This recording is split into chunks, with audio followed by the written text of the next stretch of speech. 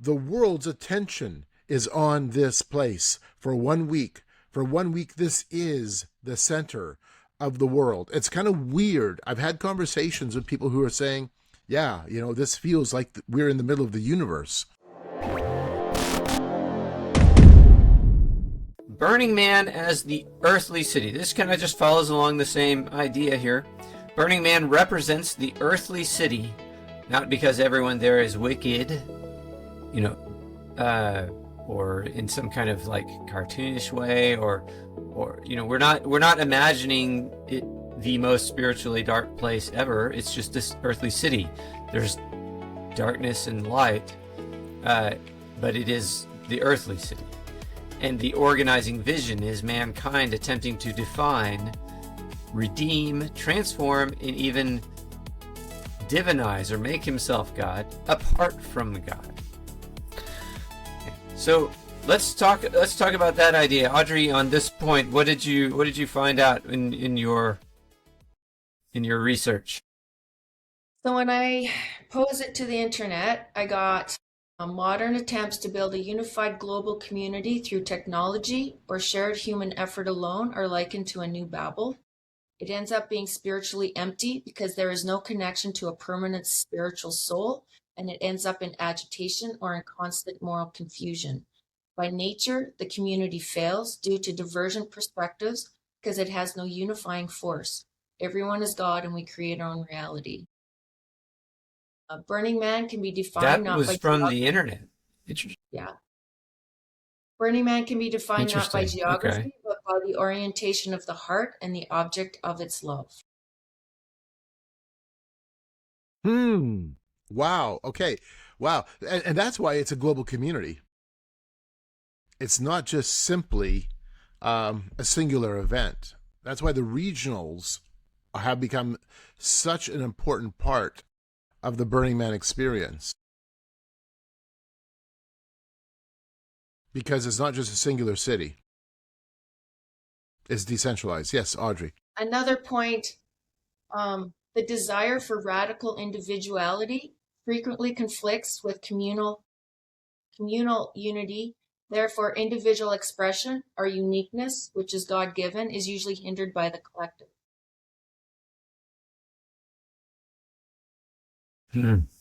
Okay. So on those fascinating. Yeah, it is very interesting. What are some of the let's kind of go through it with the idea of Burning Man representing the earthly city. Burning Man kind of creating its own temporary alternative civilization, in a sense.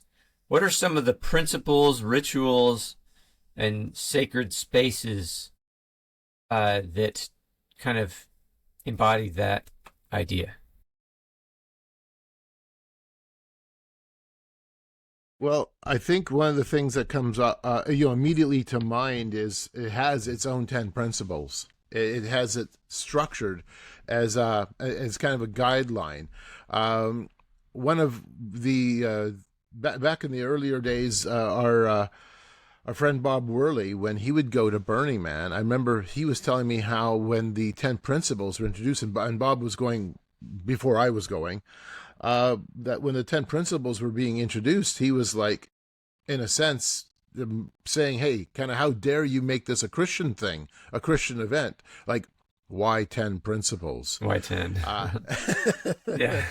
But it demonstrated the need to bring order out into this, bring some type of framework, some type of foundational way of looking at the world, which is what the 10 Commandments do at its heart.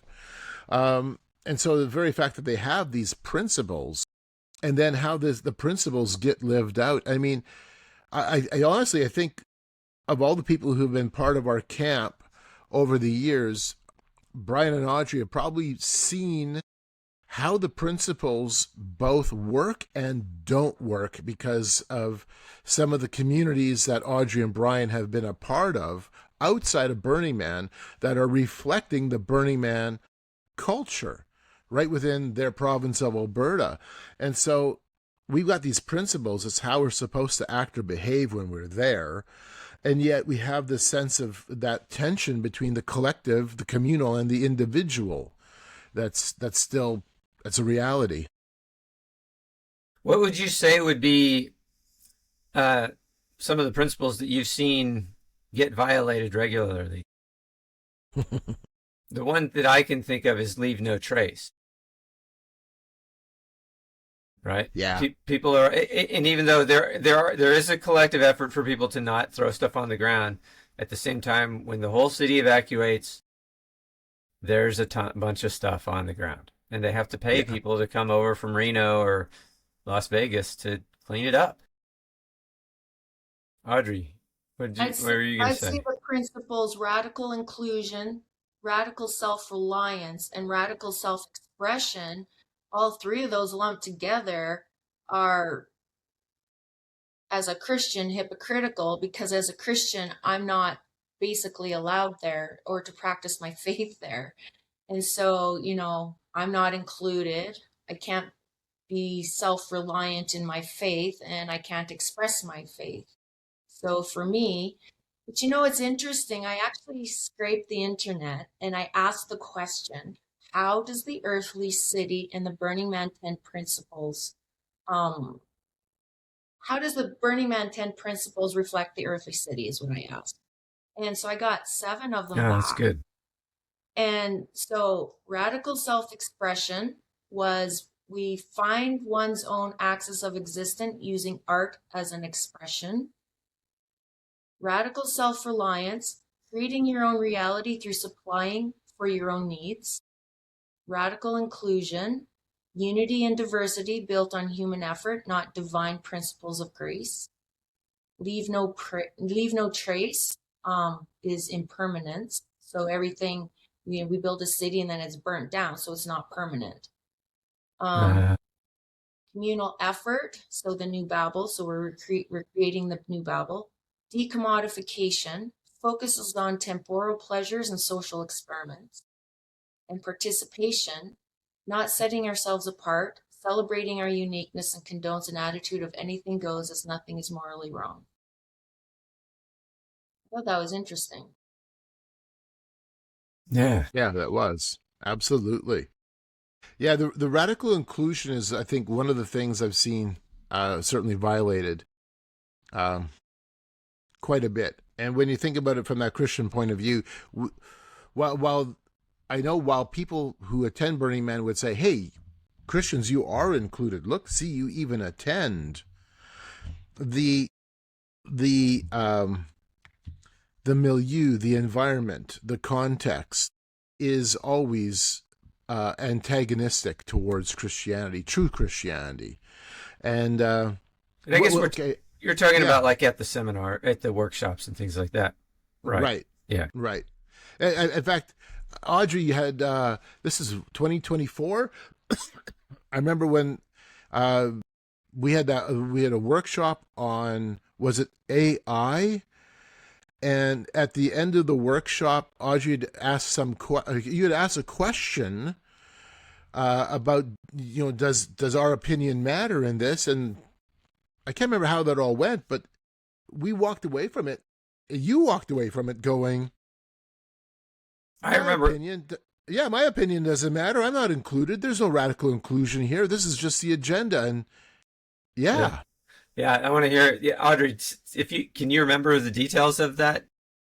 Yeah, vaguely. It's coming back to me now. But his response to my question, the session was on how beneficial AI was going to be and how we all must accept it and how we as a collective can train AI to get rid of fake news and Christianity. Basically, didn't say it outright, but alluded to it, and just get rid of the falseness of the world so that we could create an actual true internet. And he used things like ChatGPT and just all the AI tools that are even more prevalent today than it was back then, how it can help with menial tasks and how great it would be and how we must adopt it.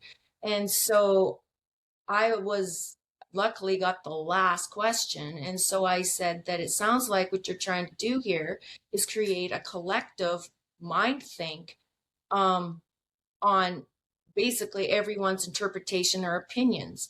And I said, so how does it play into my reality versus your reality? What if my reality doesn't match your reality? Or values we could insert. And he didn't answer my question. He looked at me and like in 2 seconds said, well, why does your opinion matter? And then he turned around and walked away and said, thank you everyone for coming, blah, blah, blah. And I'm like, exactly. No one's opinion matters except the collective.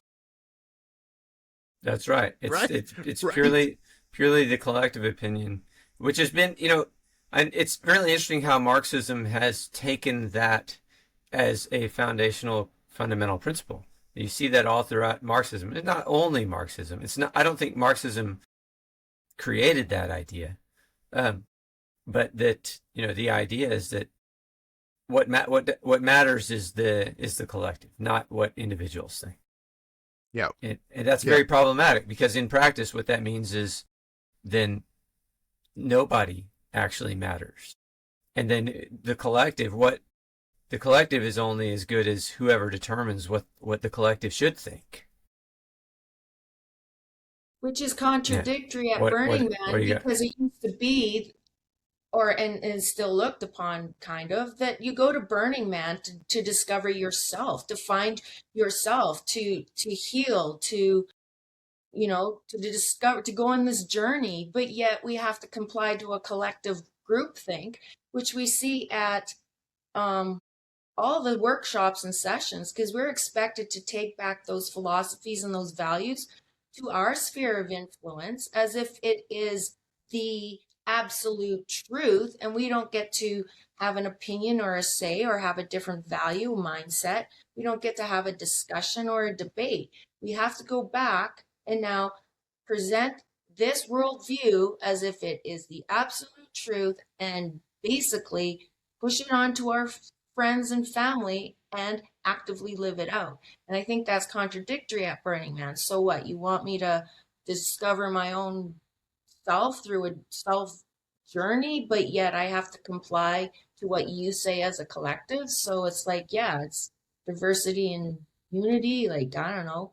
It's contradictory, and it causes that Yeah. tension of like confusion. I think also it's a good point to bring out, to remind our listeners, one of the reasons why we go is because not everybody necessarily, but a lot of people feel that tension when they're there. And a lot of the people that we end up talking to are encouraged, instead of going to that belief system, the world's belief system of us one, and putting aside, they're actually encouraged to return back to their faith in Christ because they see us living it out. And when we're there, and we've had a number of conversations with people about those very things, that there's the group that camps near us every year. We've had amazing, and they always invite us over for pizza, which is nice. Also, we've had some amazing conversations with them, and they are right in line with the way we're thinking about this. They're not accepting what the philosophy is, because like we did have, we don't have, at least I have not gotten the impression that it's common to have a very strong strong and overt anti-Christian message from a particular speaker. It's more subtle, it's more cultural, but we have seen it from time to time. And the one time I remember, it was a question from the audience of someone, and it was in a seminar on psychedelic drugs, and someone standing up and saying, well, what about all these Christians that are standing in the way of everyone getting their psychedelic drugs, and how horrible they are to be doing all this? And the whole room was like, yeah, what about all those terrible Christians? So, but I don't think that necessarily reflects the speaker's attitude, which tends to be more of a subtle, we don't really like what Christianity is bringing about here. So anyway, interesting. Yeah.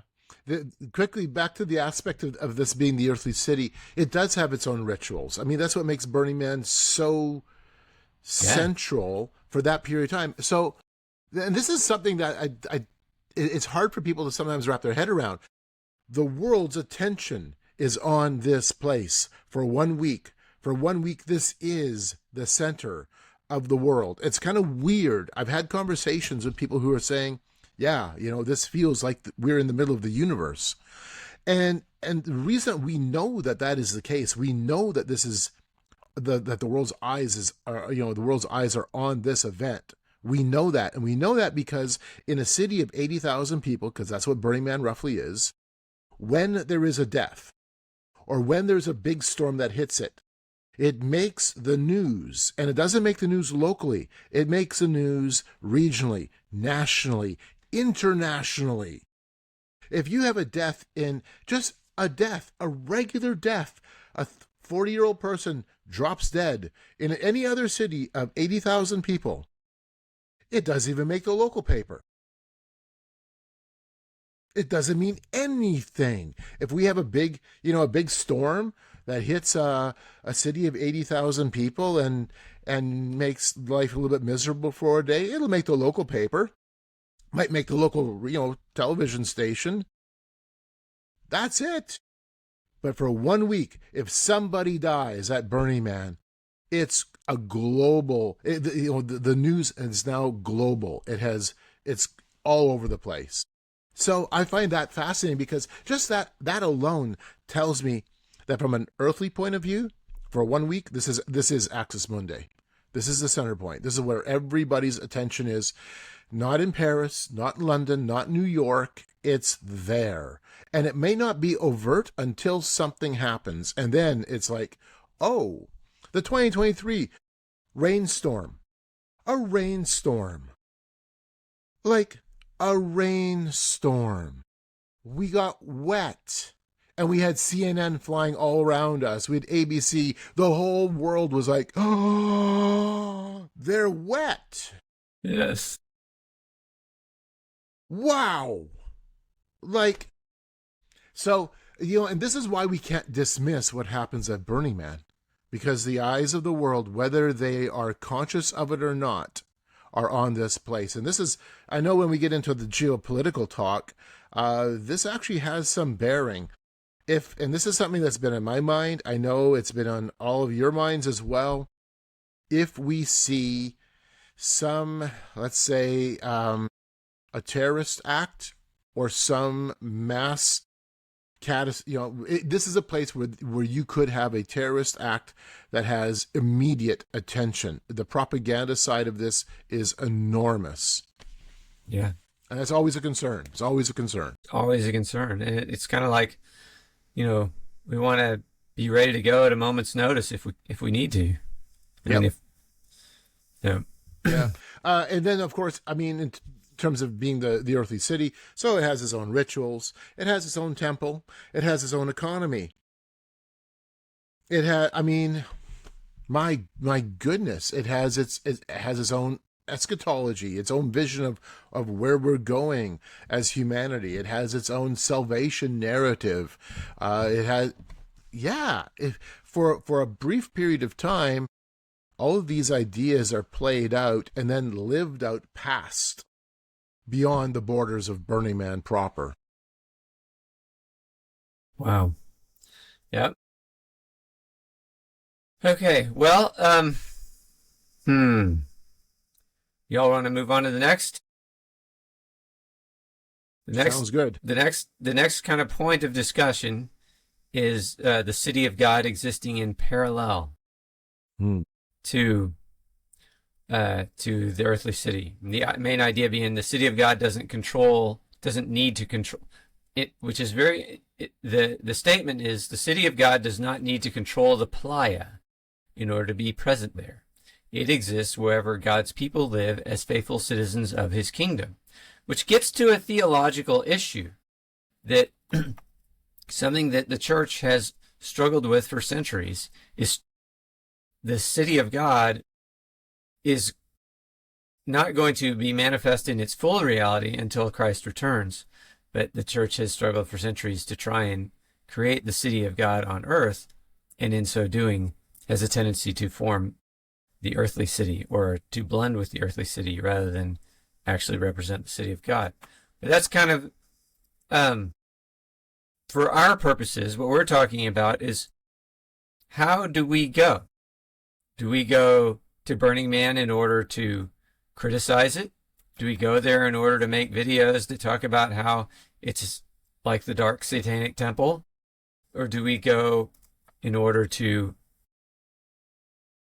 represent the kingdom of God? Are we cultural warriors, or are we cultural diplomats? We are citizens of another city living temporarily inside this earthly city. What do y'all think? Your thoughts? Absolutely. I think it's really important. We are ambassadors. We're ambassadors of another culture, another kingdom. And being ambassadors means that you've been placed somewhere that's foreign to you. And so we walk into this foreign land as ambassadors. I really truly hope that that is the case for our team as we enter Black Rock City. And I know, Audrey, you've got something quickly to say before you jump in to the issue of the darkest place. That language bothers me. I remember in 2024, we had an encounter with an evangelist and his team at the temple. And the head of the team came up to me when he found out I'd been going to Burning Man for a while. And he's like, where's the darkest place? Where's the most satanic place here? And I'm like, it's everywhere. It's Walmart. It's it's wherever you are. I should have said to him, the darkest place was right here, my heart. And that's true for everybody. And I think, and there was a guy that was part of his team who got the point when I said Walmart, because he's like, you're right. Sin has no boundaries. Darkness has no boundaries. And in God's perspective, there's absolutely zero difference between what happens at Burning Man versus what happens in Fort Wayne, Indiana. If you want to see darkness, if you want to see like true depravity, shove your kid into a university for 4 years. Yeah. That's I think that's really true. I think I'm glad that you mentioned that, because what we want to bring out on our team and with the other believers that we encounter that are there is this understanding that we are not trying to change Burning Man. We're not trying to condemn Burning Man. We are citizens of the kingdom of God, and we're Christ's ambassadors. And that is a city of people that are made in his image, even though that image has been corrupted because of sin. And most of them don't even believe that sin is an actual thing. That's one of the big challenges that for any believer coming out of that idea, that they've been conditioned to think that sin is just a social construct, when we know it's not. The absolutes of sin are actually real, and but that Christ has forgiven us and brought us out of that. So, and Audrey had a point. I know we got this little delay going on here, but sure. Audrey, you did have a point that you wanted to bring up. I think actually you both touched on what my point was going to be, but I think we also have to remember that we're no better than anyone that goes to Burning Man. I mean, we have a sinful nature, just like, Christians say, or the world has a sinful nature. I mean, we're no better. And I think that's what the gospel brings out, is we recognize our sinfulness, we recognize our wretchedness, and that there needed to be, Jesus dying on the cross for our salvation and forgiveness, and that we have a chance at an actual, city of God that Burning Man tries to create this utopian earthly view of.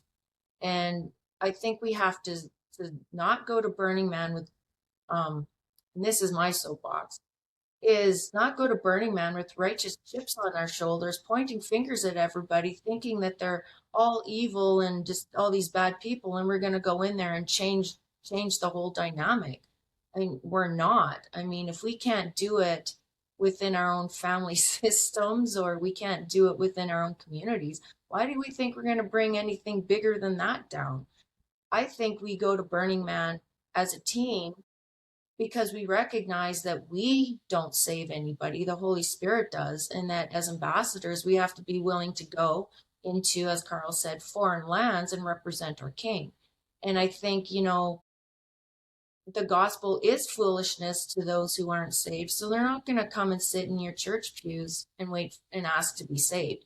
We're told to go out. And I think that's what we do as ambassadors. And we do that loving and serving those around us because they are made in God's image. They're our neighbors. They're us. If we don't think that our neighbors aren't at Burning Man, you're wrong. And I'm around a community that literally I could plop right into Burning Man and they'd be comfortable. And I don't deny there that I'm a Christian or anything. And because I understand, and another point is we also go in understanding their worldview. We don't go in judgmental. We don't go in naive. We understand who they are as people. And that plays out somewhat in the community I'm in as well, because I don't deny I'm a Christian. And that allows, and thankfully allows for deeper conversations, because I can ask them about their beliefs and values, and they ask me about mine. I'm outnumbered, and I know that, but as an ambassador, I also can't be scared to go into a foreign land and be the only one representing our King. And in order to do that, we also have to know who our King is. And in that, he has an authority, he has a power that he gives us, and he just, he's there with us. We're not alone. And so I think we have to be brave. And I think as a team, that's what we do. We don't go and stand on our soapboxes. We go and serve and have conversations. And you know what? If something's funny, laugh. We can have fun, and things are funny. So laugh, have fun, Right. Yep. Yep. Good points, Audrey. Good points. And it strikes on the issue of condemnation. I can't tell you how many times I've heard this. I saw this in the comments of a video not that long ago that I participated in. Audrey, I know you've had this on your shoulders, put on your shoulders. I know, George, you've heard it and seen this as well, that what we need to do is condemn these people and condemn this event. Condemn it. We forget John 3:17, that Christ did not come into the world to condemn the world, but to save the world. Why? Because the world's condemned already. We don't have to add condemnation. There's nothing more we can add. Right. Period. We are already under that umbrella of condemnation. So we walk into it knowing where it is at. We already walk into it with an understanding of who the people are and what the worldview looks like and what it represents. We don't have to be them, but we can walk amongst them and do it hopefully in a way that's honorable, not sensationalistic, not looking to provoke conflict, but rather to engage as that cultural ambassador. That's good. That's really good. So, okay. All right. Let's, I got a next question, or a next point in the outline.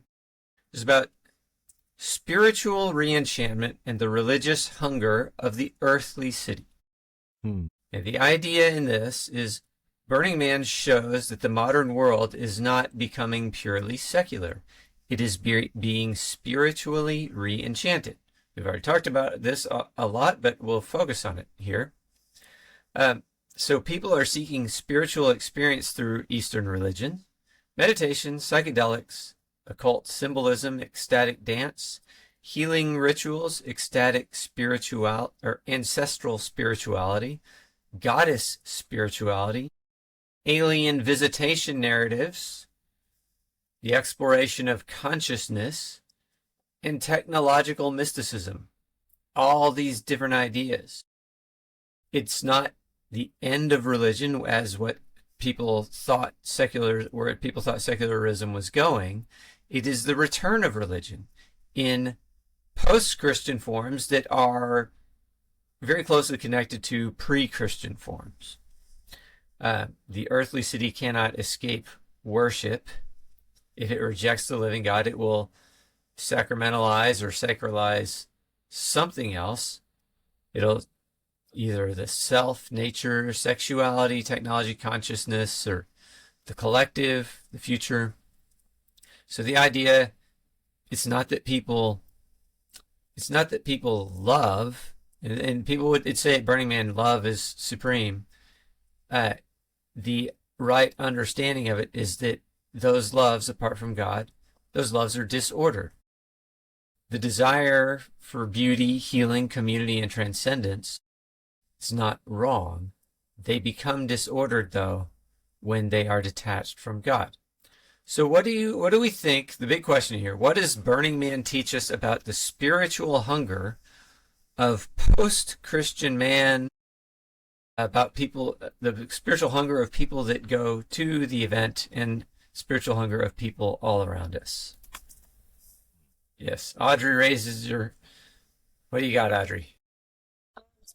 The internet, it said, Burning Man reveals that post-Christian man is not less spiritual, but is instead characterized by an intense hunger for a sacred center, a drive for self-directed re-enchantment, and a profound dislike for undedicated ritual. In an age often described as secular, Burning Man acts as a mirror to a modern heart that, while disconnected from traditional religious frameworks, remains restless for orientation and transcendence. It also said modernity is described as a new Babel, a state of globalization without a soul and isolating technologies. So the temple serves satisfaction for non-denominational reflection and grief, and it is still, and people still need a place for remembrance and release. Can you all think of examples of people that we've met that description, what you just said, Audrey, fits very well? Without naming names.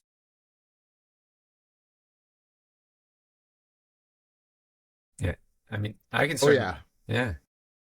Go ahead, George. Well, I mean, I had just thinking of one of our main conversations at Burning Man last year, at the stories of the supernatural, how that brought out this sense of people.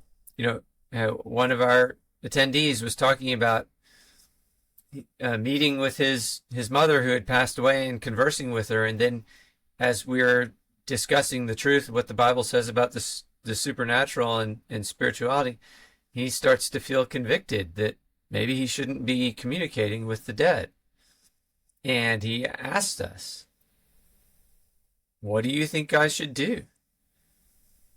We told him, connect with your loving Heavenly Father. He's not dead. He's alive, right.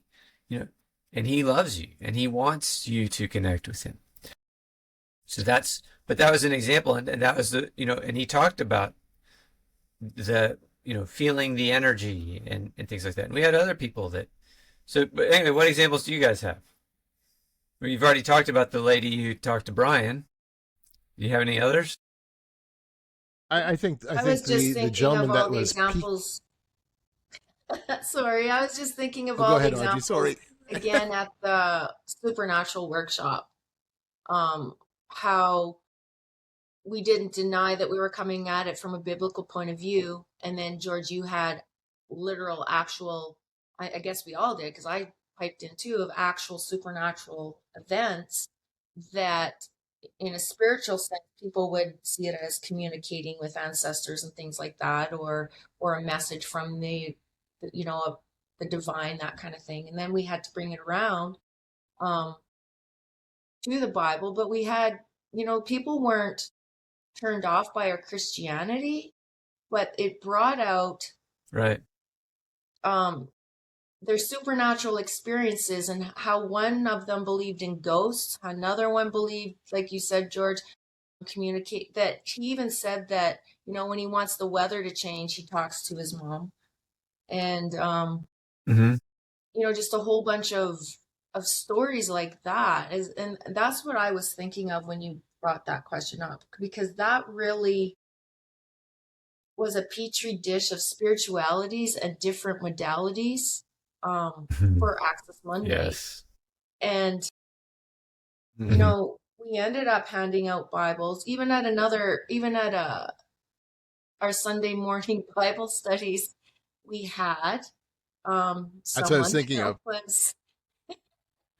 That was on psychedelics and having a journey, and it was quite chaotic, but not really either. And we ended up giving him a cross, and we ended up giving him a Bible, and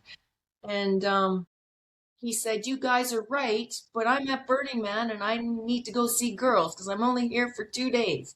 And he goes, "But you're right." And you could see the conflict, because he was ready to leave many times, but then sat down and said, "But you're right, I need to hear this."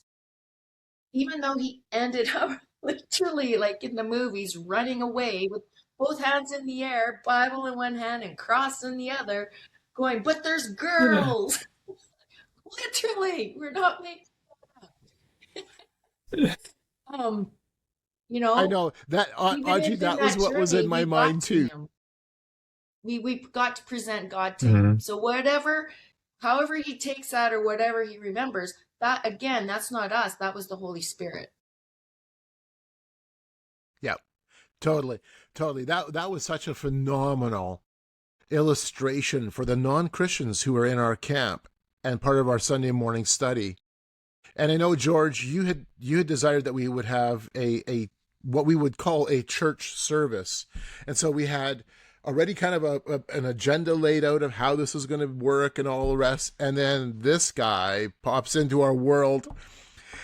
And how long? 40 minutes? Yeah, he kept going back and forth for 40 minutes. It was like complete chaos. You're right, Audrey. Chaos and not chaos at the same time.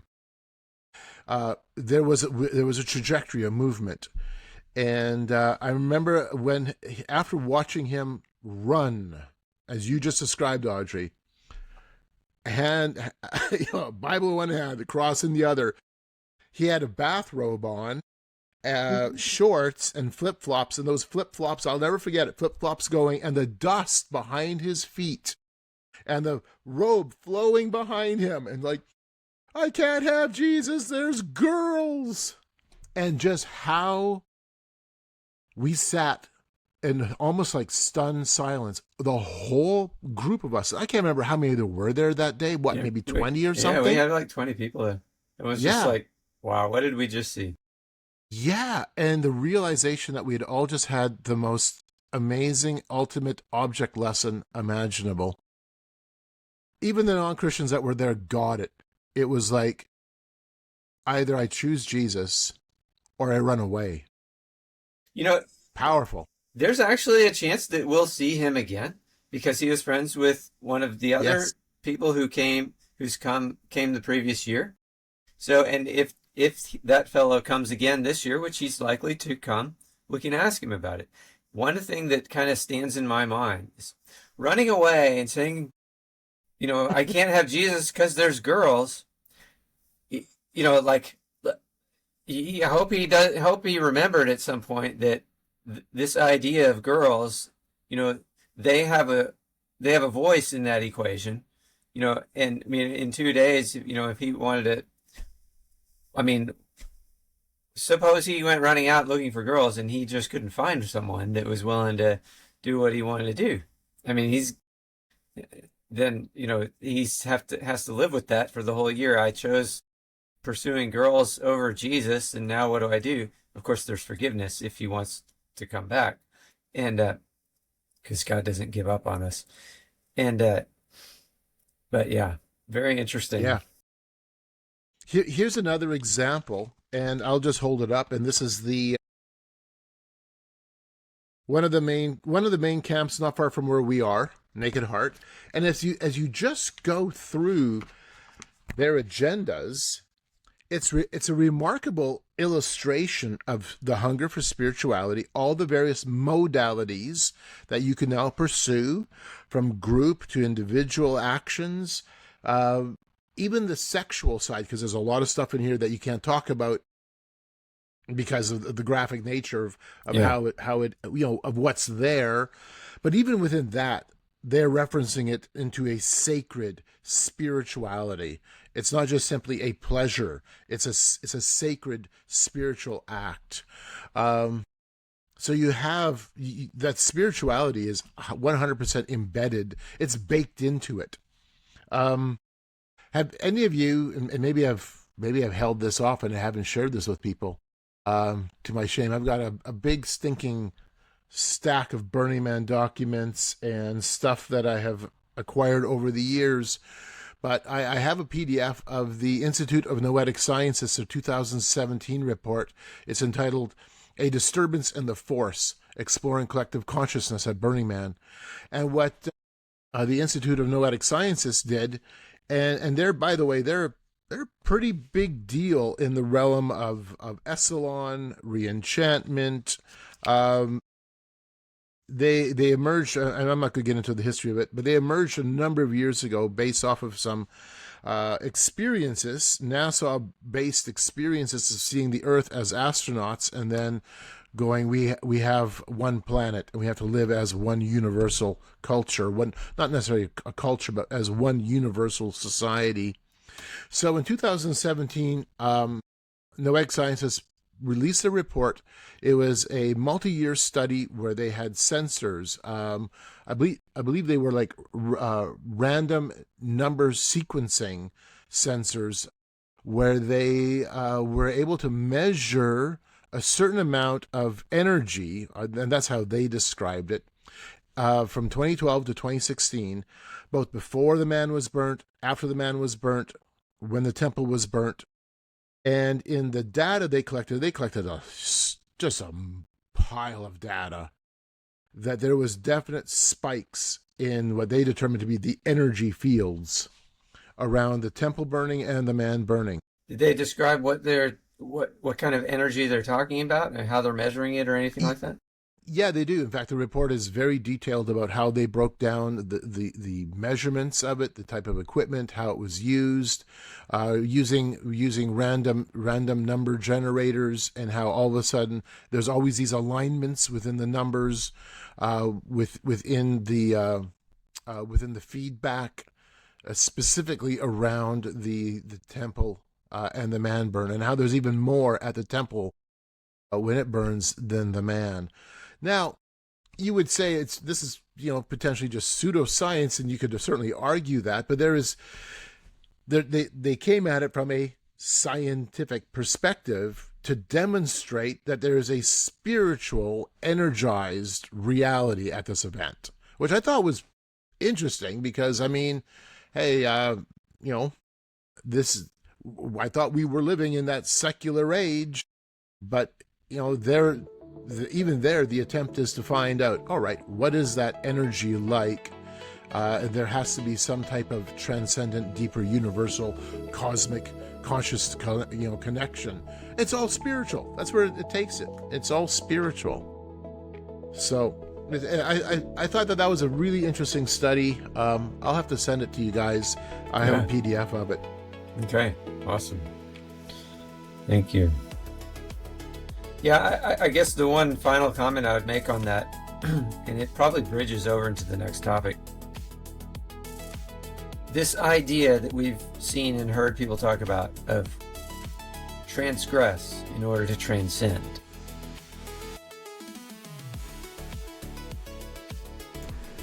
Okay, stay tuned for our next episode as our team addresses what it means at Burning Man when they say transgress in order to transcend. Find out what our answer to that is, and how we hope to continue to bring light to dark places.